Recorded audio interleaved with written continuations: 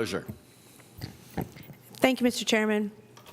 I have two clarifying questions, if I could ask. My first question is dealing with the corp tax bulletin that was asked about a little while ago. I just have one clarifying question, and that is a lot of other formulas in other agencies use depreciation in establishing rate base, and my example is the PUC. They use depreciation when an energy or a utility company comes in for asking for increase in rates or anything like that. They use the depreciation as part of the equation. With this established bulletin from the governor, will this impact other formulas throughout the state when they can use depreciation and when they can't? Regarding that technical issue, I apologize. I'll have to defer because I'm not sure of the answer. Okay.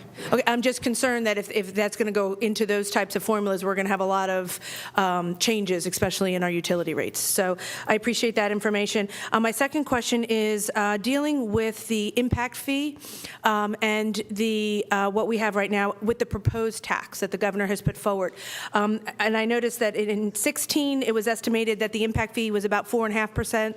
4.6, and in 17 it was 2.9. With the proposed tax that the governor has, plus the impact fee, what would you estimate that Pennsylvania's tax rate would be? And I'll defer to Mark Ryan for that answer. Okay, thank you. Thank you. We expect that the combined effective tax rate for both the impact fee and the proposed severance tax would be in the vicinity of 4.5%. I would break that down by the proposed severance tax would be about 2.5%. Okay.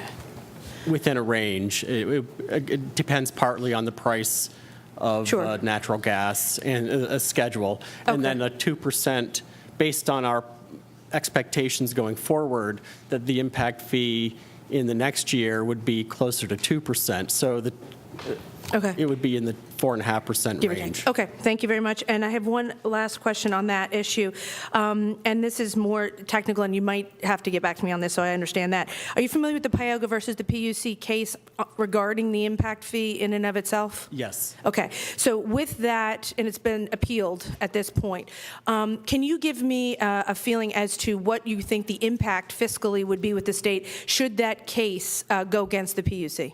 With the impact dollars that we receive into the state? I'm going to pull it out of my memory. I believe we looked at it specifically, and it could affect several hundred wells, maybe 700, 800 wells potentially, that I believe the $17 million range, if everyone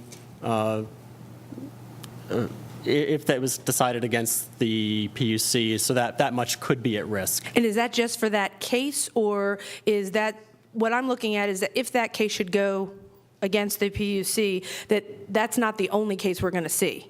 And to me, that goes right into the basis of what the impact fee does and how it is collected by the PUC, basically wiping out what the impact fee would have on our general fund.